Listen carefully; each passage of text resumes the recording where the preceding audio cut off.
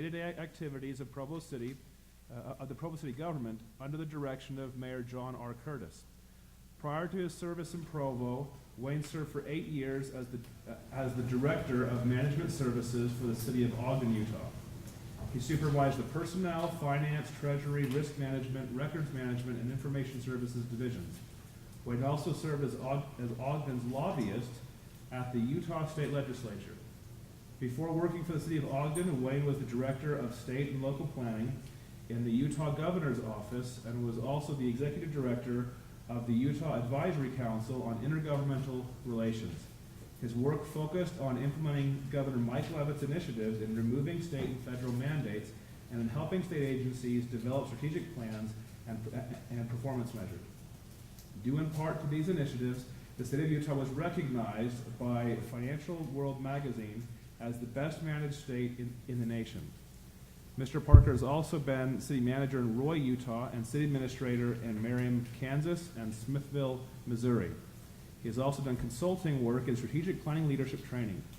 Wayne received his bachelor's degree in history and master's in public administration from a really great place, Brigham Young University. I knew we were connecting up here. I just felt it. He's received awards from the Utah League of Cities and Towns, the International City County Management Association, and the City County Communications and Marketing Association, and was an L.P. Cookingham Fellow for the City of Kansas City, Missouri. Wayne has spoken at national and regional conferences on the topics of e-government, work-life balance, and citizenship engagement, and as an ICMA, that's the International City Managers Association, credentialed manager. Wayne is married to the former Julie Ann Fife and has 5 children and 6 grandchildren. He has been active in the Boy Scout program and has written articles on effective parenting and family leadership. Given his preference, in his spare time, I love this, he would choose to hike Utah's beautiful canyons, work in his garden, or curl up with a great history biography in his spare time. So join me, please, in welcoming Mr. Wayne Parker. Thanks very much. It's really good to be here today. I've enjoyed the sessions before. Had a good opportunity to think a lot today about civic engagement. As I think about civic engagement at the local level, I would probably characterize it, having again worked at the state level and worked in other settings, as being a very high-touch environment. We talk about high tech, and that's important, especially in Provo, where we're doing Google Fiber, as you know. But our civic engagement, while there's a significant technology component, is also very personal. It's very high touch. Our residents have access to their elected officials. They go to church with them. They run into them at the grocery store. Their kids play soccer together. It's a very interactive environment by its very nature, and perhaps in some ways much more so than you find at other levels of government. While the approaches are often passionate, they're also immensely practical. And so much of the interaction with our elected officials has very little to do with party affiliation. As our mayor's fond of saying, there are no Republican or Democratic potholes in the city. The issues are very practical at the local level. So it's not about party affiliation. It's not even that much about philosophy. It's really a lot about trying to build quality of life. I noticed my intern here, Shirley Stedman, who's done some great work for us on community engagement. We just recently did a citizen survey to ask our community how they want to engage with the city, what we do well, what we don't do so well, what we could do better. And I thought there were some very interesting results from the survey, and I just want to share a couple of statistics. 36% of our residents say their favorite way of interacting with us is by email. Now that's really interesting, considering that if you ask some of my 15-year-old neighbors, who will say, Mr. Parker, email is dead. No one emails anymore. It's all about text or Facebook messages. But 36% of our residents, and it's the plurality, that say email is their preferred option. 19% of them say we'd rather interact with you online. And so again, that potentially, a younger generation. 14% would prefer engaging on social media. So they like the freewheeling nature of Twitter and Facebook. Interestingly enough, we did segregate the results of our survey by demographic. And so we looked at those who were employed, those who were unemployed, those who were retired, those who were students. We sort of sliced and diced the data in a number of ways. And for every demographic except one, the number one obstacle to engagement was time. And it was basically, there is way too much in my life to get engaged. And so unless there's an emergency, or my ox is getting gored, as someone said in an earlier session, leave me alone, I'm just fine.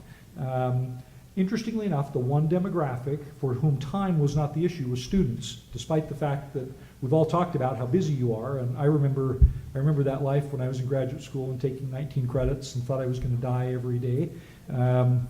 But for them, the number one obstacle was knowledge, which I thought was very interesting. They either don't know the issues or don't know how to engage in the issues. So let me just offer a few thoughts about what makes effective engagement with public officials and some thoughts about what creates barriers to that engagement. So here's my first opinion on effective engagement, and that is that many in our community have decided the most effective way of citizen engagement is the way used by Sean Hannity and Rush Limbaugh, which has a lot to do with name calling, polarizing, driving wedges, and let me tell you, that doesn't work. Last night at the city council meeting, we were talking about reallocating some federal grant dollars to acquire some ground to build a new park in southeast Provo. And it's been one we've been acquiring property over the years. There's one last parcel, and we need several $100,000 to do that. And we had the only item of public comment was a fellow who got up, and he said, "I'm sick and tired of the city being addicted to the crack cocaine of federal funding." And he said, "When you fascist leaders stop doing these things, we might get something done in this community." And he turned around and sat down. Now, let me ask you, how many city council members do you think picked up the phone and called him and said, "What are your suggestions?" Well, when you resort to name calling and polarizing, your credibility is shot. There's no place for you to go. Informed expressions are best. That would be number two. Don't imitate Sean Hannity. And number two is get informed. It's one thing for a person to show up at a city council meeting or engage with us online and talk about an issue about which they know nothing. And pretty soon, that is very evident. And again, once again, the credibility is lost.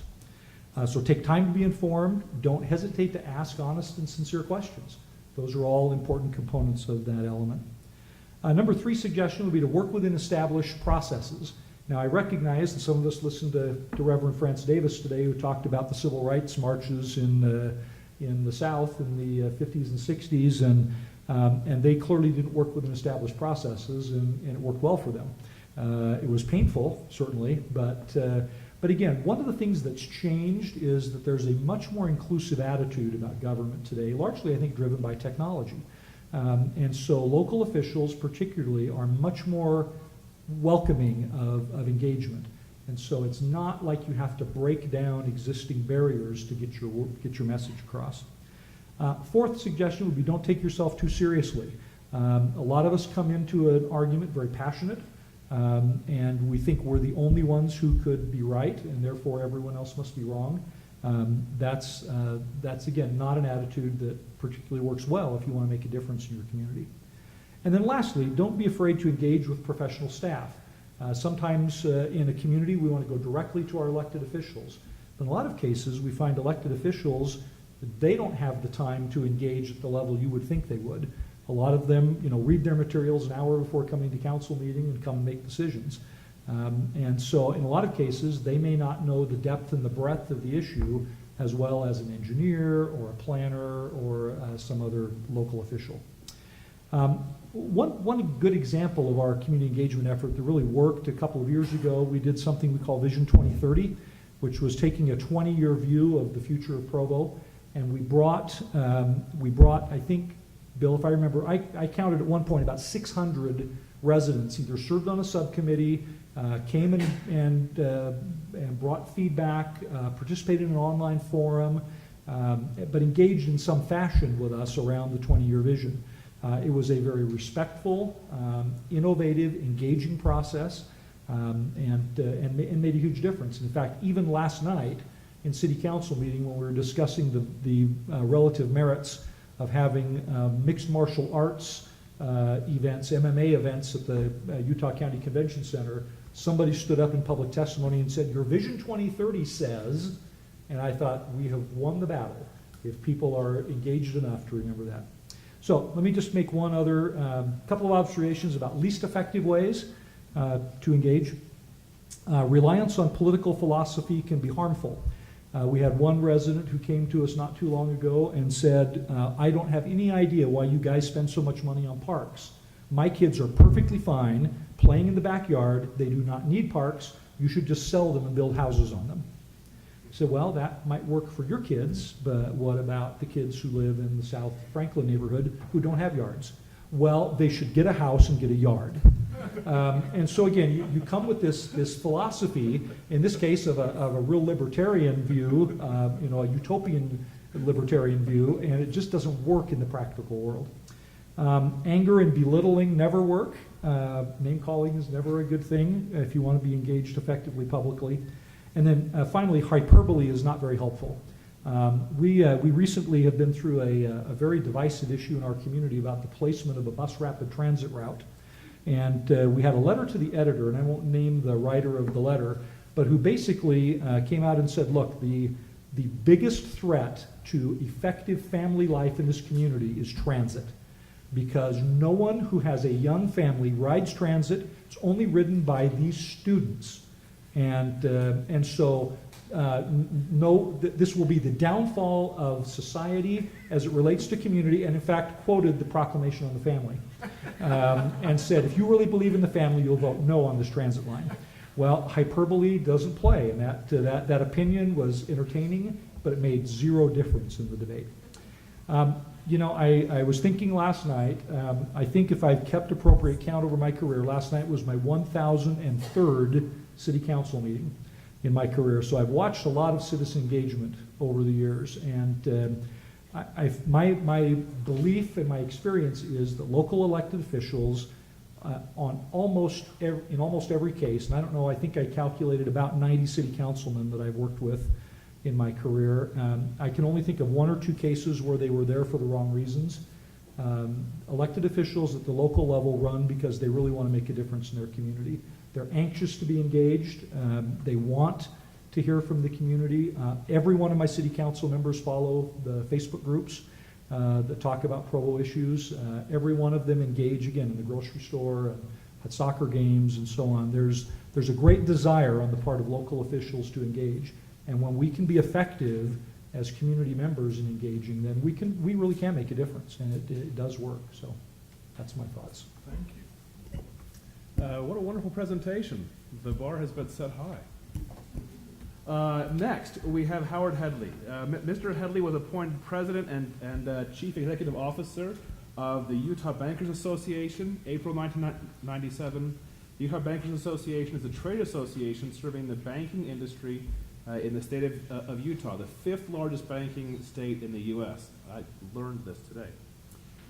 Its membership consists of state and nationally chartered banks, saving banks, and FDIC-insured industrial banks, or industry banks, from throughout Utah. As a leader of the Utah Banking Association, Mr. Headley created the Regulatory Feedback Initiative, a nationwide feedback initiative to collect feedback on bank examinations designed to introduce transparency and accountability into the banking examination process.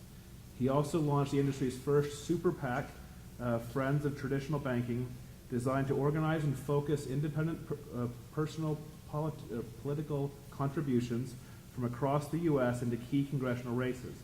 Prior to leading the UBA, Mr. Headley served 6 years as Vice President of the Utah Taxpayers Association as an auditor in the Detroit office of the international accounting firm KPMG, Pete Marwick, specializing in the area of financial institutions. Mr. Headley received his Bachelor's of Science from Brigham Young University in the School of Accountancy and earned a Master's of Business Administration from the University of Utah. In 2001, he founded the American Preparatory Academy, one of the largest and most successful public charter schools in Utah. In 2012, Mr. Headley was appointed by Utah Governor Gary Herbert to serve on the Utah State Charter School Board. Mr. Headley also served as chairman of the Utah Center for Affordable Housing. He has also served as chairman of the Legislative Policy Committee for the Utah Partnership for Education and Economic Development, and chairman of the Artistic Resource for Teachers and Students, a nonprofit organization committed to maintain the influence of the fine arts in Utah's elementary schools. Howard and his wife, his wife, Tana, and 6 children. That's a great family size. All right, live in Sandy, Utah. Thank you, Mr. Headley. Thank you. I'm honored to be here. I'm really interested to see all of you here today on a snowy day. I'm very encouraged by your interest in civic engagement. It wasn't long ago that I was here at this great university studying accounting. I was a geek. I still am, I guess. But as you read through my bio, I guess I've listened to it for the first time in a while. My life really revolves around civic engagement now. And I found a lot of joy in being involved in different aspects of the community, whether it's the arts or education or the housing issues that I've been involved in. My job at the Bankers Association, when I went to accounting school, I never for a minute thought that I would be doing what I'm doing today. It's fascinating how your life takes these twists and turns. But it's very encouraging to me to see you all here because you recognize the important role of engagement in your community. And I'm impressed with my alma mater that they would so quickly move forward on such an important initiative. You're all, I'm guessing, studying different things. And I've been sitting here, I've got some notes, and I want to make sure I say something that's of value, it's worth your time here this afternoon, something that you'll take away and be of value to you. I'm so impressed with the university moving forward in this. One of the things I learned when I was in college, okay, you imagine, is anybody an accounting major here? Okay. Not today.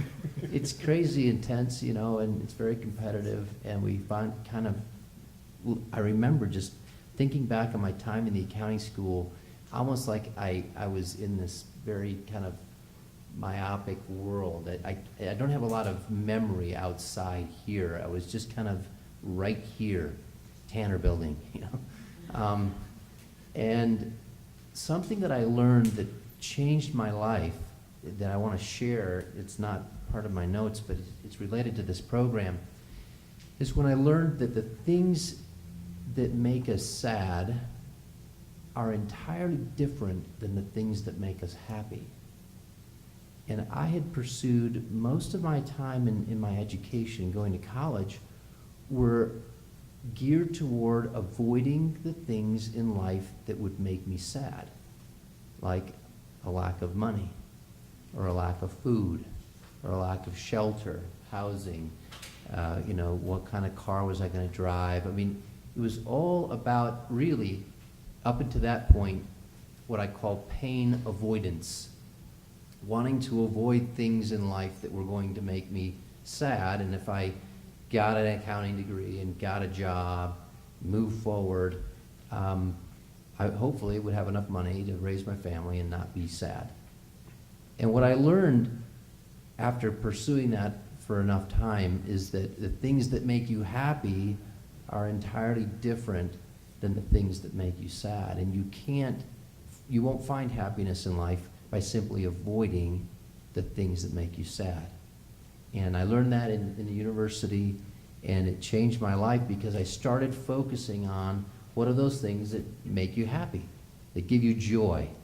And it's your relationships with people. It's your achievements. It is your involvement in your community and making your community a better place. And so to me, the perfect major would probably be accounting and civic engagement minor. It kind of covers the bases. You're all going to go off and do different great things in the world and choose different careers. But wherever you go, there are going to be problems. There are going to be things that upset you. There are going to be things that are wrong. There are things that are wrong at the state, the local, the federal levels. There just are. And because you're so conscientious, you're going to want to do something about it, and that requires communication, civic engagement. My dad was very active. He ran for the governor of the state of Michigan. He was involved in the community. And he taught me one thing that is really important to me. I want to share it with you today. He encouraged me to look in the mirror each day and ask myself a question. He'd say, Howard, ask yourself, what kind of a town would my town be if everyone in it acted just like me? Because if you want to live in the kind of a town that's the kind of a town that you like, you don't have to pack your clothes in a grip and go on a long, long hike. Because you'll elsewhere find what you've left behind. There's nothing really new. When you knock your town, it's a knock at yourself. It isn't your town, it's you. Real towns are made by those less afraid that somebody else gets ahead. Because if everyone works and nobody shirks, you can raise a town from the dead. So while you make your personal stake, your neighbor can make one too. Your town will be what you want it to be. It's just a reflection of you. And that brings us to civic engagement. And that's why I do what I do. And when we talk about engagement, a lot of my engagement, we just finished the legislative session. You probably read about some things. The media likes to focus in on all the craziest things. You know, what's the weirdest story? But it's really a group of people who are people just like you and I. It's a part-time legislature. They all have jobs. They all have families. They all have, you know, they're involved in their churches and their communities. And they're doing the best that they can with the information that they have. And it is a great group of people to work with. And I have a great respect for that process. But there are going to be things that you might get upset about. Maybe, I guess, tuition. We talked about that earlier, but this is a private school, so there may not be an issue. But college students interact all the time up there. And I think we've covered a lot of the things that you want to avoid.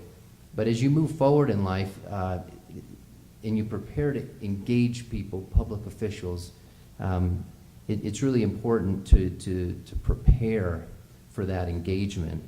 And how you prepare for that engagement is learning everything you can. Now, we talked about knowledge being a barrier for students, but I'm not talking about learning everything you can about an issue. Because the fact of the matter is you're going to learn a lot about the issue through the engagement that you engage in. There's no way you're going to learn every nuance about an issue by simply reading something or listening to Sean Hannity. The engagement itself is a process that you have to engage in order to really understand an issue. What I'm asking you to do is understand the person you're engaging with. Learn everything you can about them, why it is they feel the way they do, how are they approaching an issue. Because you can't engage someone on an issue if you don't know where they're coming from on it. And if you've taken the time to try to understand where they're coming from, they'll recognize that and they will take the time to try to understand where you're coming from. So it's just it's an issue of mutual respect, but it's also one of the keys to success in engagement and communication with a public official. When you begin that process, you want to do three things. You want to collect and organize, you want to get your thoughts together, and when you approach that person, you need to provide context and background. Where are you coming from? Why is it that you are upset about this particular issue? What is it in your background? What is it about your family? What is it about your particular circumstance? They're going to want to know where you're coming from, and it's important you just get that right out there at the beginning.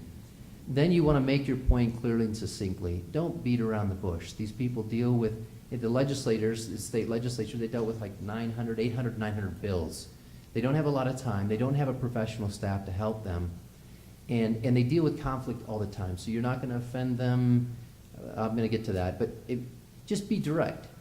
Make your point clearly, succinctly. Don't beat around the bush. Don't sugarcoat it. That can make things very confusing if they think you're coming from this direction when you're actually coming from this direction because you're trying to soft pedal your point of view or what you're asking them to do. And then finally is just that. Be very clear on what you're asking them to do. Very simple and very clear. I want you to vote against HB 329. Or I want you to vote for this amendment to this bill. You always want to wrap it up in a clear and precise request. This is what I'm asking you to do. Because if you just take an issue and you provide the context and you lay the issue on the table and you don't tell them what you want them to do, that's a big burden that you've just put on them to try to figure, how do I solve that problem? And that's sometimes a very important thing to do when you're not in the legislative session. You come up with a solution that you could present at the legislative session, but you need to be clear in what exactly you want them to do. I want to just add on to something that Wayne said. You never, ever, ever get angry. You've got to pull, of course you're passionate about an issue, that's why you're raising it, that's why you're approaching somebody, but you've got to take the emotion out of it. You can never be angry. If you're right, you have no reason to be mad. If you're wrong, you have no right to be mad. Anger has no role in this process. And it's hard when we're passionate about things, and especially when we're not getting our way. But nothing is ever over in politics, and you just have to be patient. But anger will never get you where you're trying to get. The last piece of advice I'll give you, and my time is up. You rarely regret things that you don't say. Now think about that. I mean, there are times when you wish you would have said something, but typically in public discourse, you will have that time. If you think back and say, oh, I wish I would have said that, you'll have an opportunity to say that. But if you say something that you wish you hadn't said, it's hard to ever get that back. So less is more. Clear, concise, context, clear, concise, direct request, let them know what you want to do, never get angry, and again, less is more. You're never going to regret something that you didn't say. Thank you. Thank you. Fantastic advice. Our third panelist, Allison Hayron, was a journalism graduate from Utah State University. She worked in broadcasting at KUTV and KTVX for 15 years. She joined Congressman Jim Matheson's office as a communications director in 2001. She became the communications director for Salt Lake County Mayor Ben McAdams in January 2013. A lot of you may have been there when we had Ben McAdams come down and give one of our first civic engagement presentations just a few weeks ago. So we're very grateful to have Allison here with us. Thank you. It's a pleasure to be here. I don't know how many of you know, but you're on the campus of one of the great political assets in the Rocky Mountain West. I don't know if you've ever taken classes from Dr. Kelly Patterson or Quinn Monson or participated in their Center for the Study of Elections and Democracy, but it is a treasure. And over the years, I've come to rely so much on the information that they gather and the good surveying and polling that they do. It's really got a fantastic reputation in Congress. They have a lot of respect for the dedication that they have towards encouraging students to be civically minded and engaged. And I just can't say enough about them. They're just fantastic. So it's always good to be here, even if I'm not poring over their data with them in the cafeteria or something, which I could do for hours. But as was said, I didn't start out to be involved in politics or civic engagement, except from the standpoint of covering politics as a journalist. I became a journalism major at the height of the Watergate scandal. And you're all too young to know much about that, but it was the scandal of the day. Journalists were able to break the story about some illegal activities that were going on in our government, and it ended up in the overthrow of a president.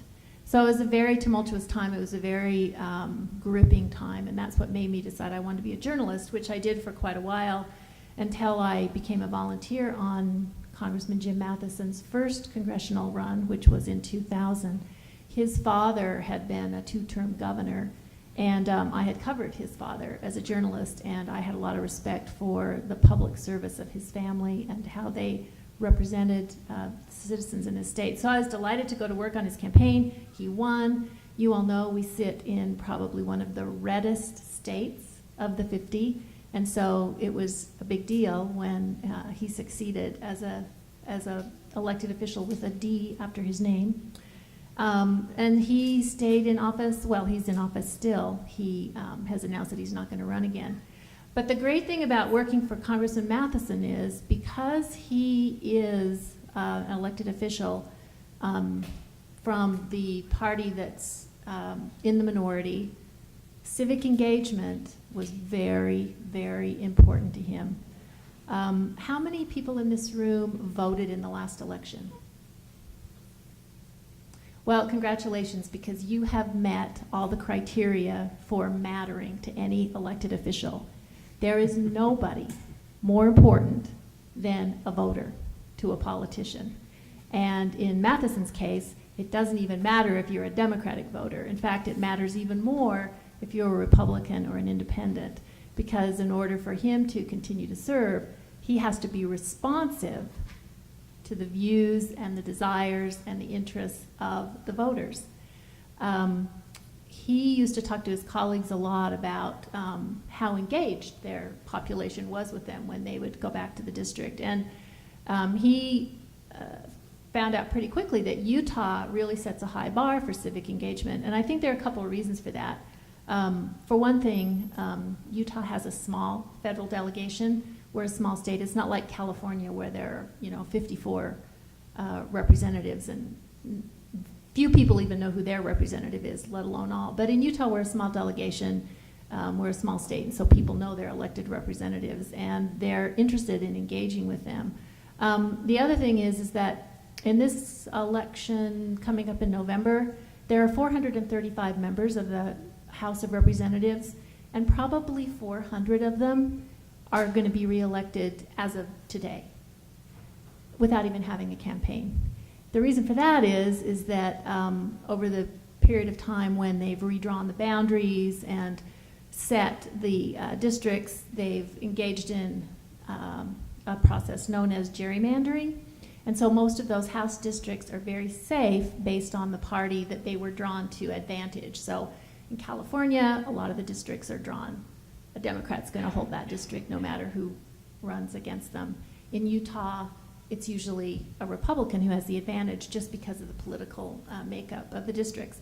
But there are about 35, 40 House congressional districts that are categorized as swing districts.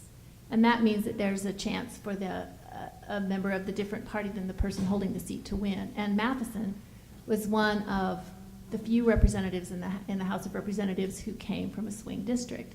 So that made civic engagement even more important to our office, because he had to know and be in touch with what people cared about, what they thought, how they wanted him to vote, because that was the only way that he could retain his competitive edge to be reelected. So I think my circumstance is very lucky in that regard, because most of the people that work for members of Congress do not have that perspective, and I did get that perspective working for him. But I know that he would look for any opportunity to talk to voters. He would go visit workplaces. He would go do brown bag lunches. He would go to high schools. He would go wherever he could really talk to people. And he used to say all the time that in Washington, it's kind of a little bit of a theoretical world. I mean, you're discussing policies in depth, but you're talking about them in the abstract. And it's not until you hear from real people, real small business owners, real families, do you know how, in practice, this is going to affect real people's lives. So he wanted to always hear first and foremost from real people when we were talking about taxes, or we were talking about regulation, or you were talking about transportation, or you were talking about education, because with you is where the rubber meets the road. So you don't really need a lot of advice from me on public engagement. You're already there. You already are the most important criteria for an elected official. I would echo what Howard said about time. Most of these people are horrendously busy, and they really value brevity and succinctness. Your perspective might not be the most expert. I mean, you may be not a tax attorney coming to talk about taxes, but you have a unique perspective and an important perspective because it's real life. So you shouldn't be shy about expressing how you feel about the effect that the policy might have on your life. And I think that you just need to take the time and take the opportunity to engage.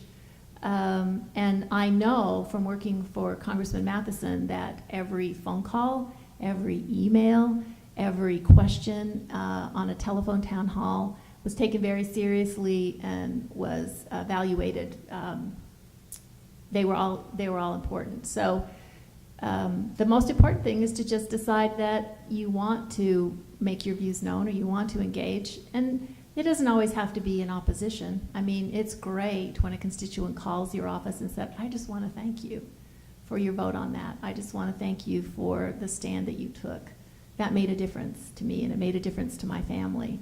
And, you know, that means just as much as, boy, you knucklehead, you really blew that. You should not have voted that way on that bill. So I think that if you're here in Utah particularly, you've got an easy path towards influencing public policy and an easy path towards making your perspective known in civic engagement. So it's just up to you. Just do it. All right, join me please in thanking our panel.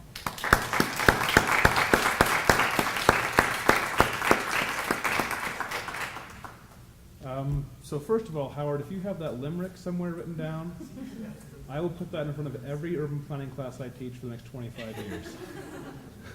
So it was very, very good. And I'm going to ask the first question since I'm here. I thought this was fantastic.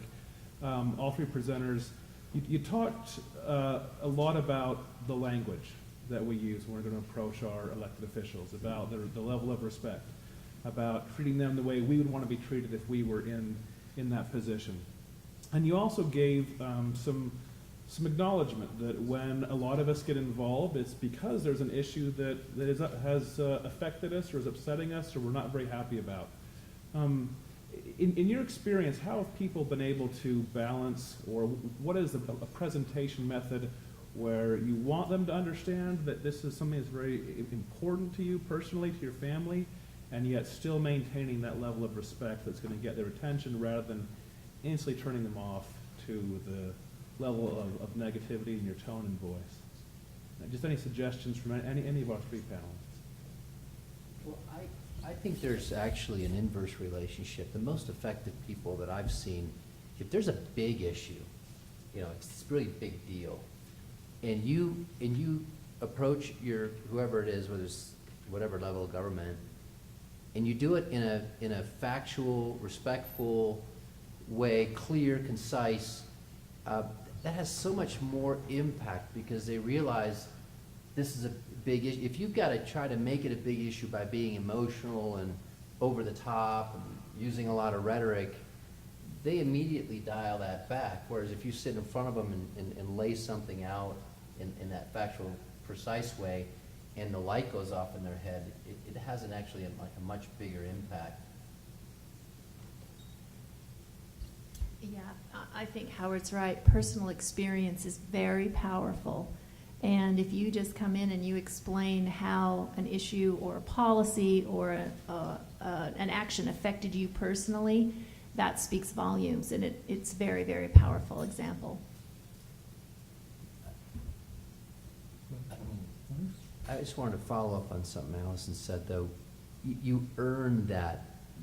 You really do. And so I would be looking for, wherever you're at right now or down the road, be looking for opportunities to earn that credibility. And by reaching out and saying thank you to people when they do things, recognizing that they're sacrificing time and effort and making hard votes on other things and they're taking heat. When you see that happening, that is a huge opportunity for you to reach out and say, listen, I don't feel real strongly either way on this, but I see this is a hard thing for you. I just want to thank you for doing your job or taking that tough vote. when you come back to that person later with an issue, that you've earned their consideration, their credit, your credibility, and so forth. So it's a great opportunity, and you ought to be looking for those opportunities if you want to be engaged at that level.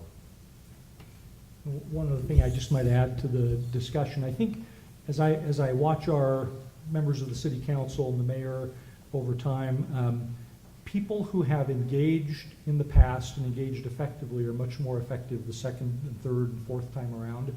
And you know, Howard raised the issue of kind of paying your dues, and there's a little bit of that in this equation.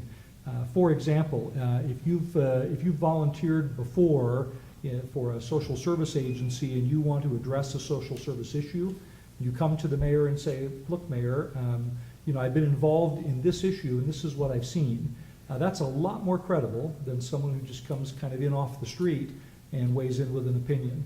And so again, if you want, you know, good engagement is built on past good engagement. And so it's important to just get started. But again, I think that credibility, the reputation matters a great deal to local officials. All right, questions from the audience?